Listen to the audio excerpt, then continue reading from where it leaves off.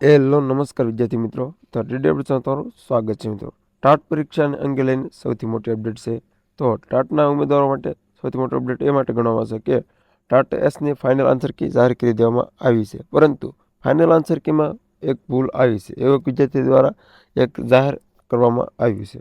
તો શું છે એ તમને આગળ વિડીયોમાં બતાવીશ. એ પહેલાં મુખ્ય પરીક્ષાની તારીખ પણ જાહેર કરી દેવામાં આવી છે અને કેટલા ઉમેદવારો પરીક્ષા આપશે તો સંપૂર્ણ માહિતી આગળ વિડીયોમાં તમને આપવાનો છું મિત્રો. એ પહેલાં ચેનલમાં નવો તો લાઈક શેર અને સબસ્ક્રાઈબ કરી દેજો મિત્રો. તો ચાલો આપણે જોઈએ મિત્રો કે કેટલા ઉમેદવારો હાલમાં તે એક્ઝામ આપવાના છે તે અંગે. તો ચાલો જોઈએ. તો મિત્રો 2023માં લેવાયેલ પરીક્ષાના ઉમેદવારોની તુલનાએ 15,427 ઉમેદવારો વધ્યા છે. તો નવા ઉમેદવારો 2023 પ્રમાણે 15,427 વધ્યા છે. ત્યારબાદ માધ્યમિક શિક્ષકની નિમણૂક માટે ટાટ એસને 20મી સપ્ટેમ્બરે એટલે કે 20 સપ્ટેમ્બરે 75,993 ઉમેદવારો પરીક્ષા આપશે. તો આટલા ઉમેદવારોના 20મી સપ્ટેમ્બરે એક્ઝામ દેવા જવાના હશે.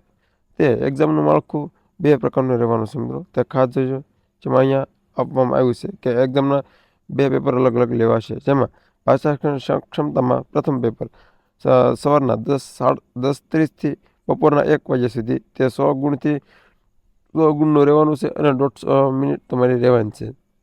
તેમાં નિબંધ લેખન, સંક્ષેપીકરણ, પત્ર લેખન અને ચર્ચાપત્ર અને વ્યાકરણને લગતા પ્રશ્નો પ્રથમ પેપરમાં પૂછવામાં આવશે. ત્યારબાદ બીજા પેપરમાં વિષય વસ્તુમાં શૈક્ષણિક પદ્ધતિ દ્વારા બપોરે 3થી 6 વાગ્યા સુધીમાં એટલે કે 3 કલાકનો સમયગાળો રહેવાનો છે. તેમાં 100 ગુણનું પેપર રહેશે અને 180 મિનિટ તમારી રહેવાની છે. અને જેમાં 75% વિષય વસ્તુ અને 25% શૈક્ષણિક પદ્ધતિના પ્રશ્નો હશે. અને તેમાં ધોરણ 9-10ના કોર્સનો તેમજ અનુસ્નાતક કક્ષાનું ઊંડાણપણનું અને તમારું એક ચોક્કસ કાર્યક્રમ પ્રમાણે તમારા વિષય વસ્તુના પ્રશ્ન પૂછવામાં આવશે. તો વિદ્યાર્થી મિત્રો એ તેને ખાસ આ પરીક્ષાનું માળખું જાહેર કરી દેવામાં આવ્યું છે. અને મિત્રો અગત્યની વાત, જેમાં ટેટ એસના પ્રિલિમિનરી પરીક્ષા જે લેવામાં હતી તે ફાઇનલ આન્સર કી જાહેર કરી દેવામાં આવી છે, પરંતુ ફાઇનલ આન્સર કી જાહેર કરવામાં એક પ્રશ્નનો ખોટો જવાબ છે એવું એક વિદ્યાર્થી દ્વારા આપવામાં આવ્યું છે. જે પ્રશ્ન ધોરણ 12ના મનોવૈજ્ઞાનિક પુસ્તકમાં અલ્પબદ્ધનો ઉલ્લેખ કરવામાં આવ્યો છે એ ખાસ નોંધ તમારે લેવાની રહેશે. તો અગત્ય હવે જો કે રાજ્ય પરીક્ષા બોર્ડ દ્વારા મે મહિનામાં લેવાયેલ ટેટ એસની માધ્યમિક પ્રિલિમિનરી પરીક્ષાની જાહેર કરાયેલી આન્સર કીમાં એક પ્રશ્નનો જવાબ ખોટો દર્શાવ્યો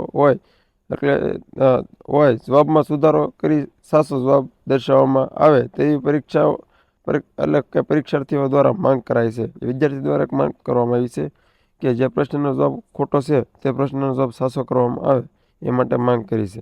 તે એક મહેસાણાના વિદ્યાર્થી દ્વારા આ માંગ કરવામાં આવી છે. ખાસ નોંધ તમારે લેવાની રહેશે.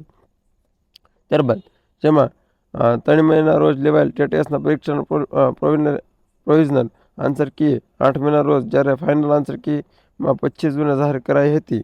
પરીક્ષામાં પ્રશ્ન હતો કે 80થી 90 બુદ્ધિઆંક ધરાવનારને કોઈ કક્ષામાં મૂકી શકાય. તો આ પ્રશ્નના સૂચવેલા 3 વિકલ્પોમાંથી ફાઇનલ આન્સર કીમાં મંદબુદ્ધ જવાબ દર્શાવ્યો છે. તો મિત્રો આ જવાબ ખોટો છે એવું એક વિદ્યાર્થી દ્વારા કહેવામાં આવ્યું છે કે મંદબુદ્ધ એ જવાબ ખોટો છે. તેનો સાચો જવાબ આ રહેવાનો છે કે અલ્પબુદ્ધ તેનો સાચો જવાબ છે. અને આ પ્રશ્ન ધોરણ 12માં મનોજ્ઞાન તેનો વિષય છે તેનો આ પ્રશ્ન છે એવું એક વિદ્યાર્થી દ્વારા કહેવામાં આવ્યું છે. અને જે તમારે જો આ પ્રશ્ન જોવા માગતા ધોરણ 12માનું પાઠ્યપુસ્તક લઈ લેજો, તેમાં તમને જોવા મળશે વિદ્યાર્થી મિત્રો. ખાસ નોંધ લેજો વિદ્યાર્થી મિત્રો. તો ટેટ એસના આન્સર કીની તો ખાસ નોંધ લેવાની તમારે આવશ્યકતા રહેશે મિત્રો. તો મિત્રો આવી જ અપડેટ મેળવવા ચેનલમાં જો નવો તો પહેલાં લાઈક શેર સબસ્ક્રાઈબ કરી દેજો મિત્રો. અને ટેલિગ્રામ ચેનલ જોઈન ન કરી હોય તો ટેલિગ્રામ ચેનલ જોઈન કરી લેજો ફટાફટ મિત્રો. તો ચાલો મિત્રો મળે એક નવા વિડીયો સાથે.